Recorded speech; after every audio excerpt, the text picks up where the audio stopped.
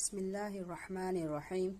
ہیکل سلیمانی در حقیقت ایک مسجد یا عبادت گاہ تھی جو حضرت سلیمان علیہ السلام نے اللہ کے حکم سے جنات سے تعمیر کروائی تھی تاکہ لوگ اس کی طرف منہ کر کے یا اس کے اندر عبادت کریں۔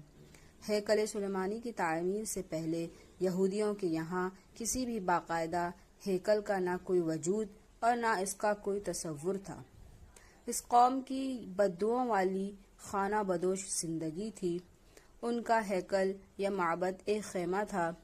اس خیمے میں تابوت سکینہ رکھا ہوتا تھا جس کی جانب یہ رخ کر کے عبادت کیا کرتے تھے۔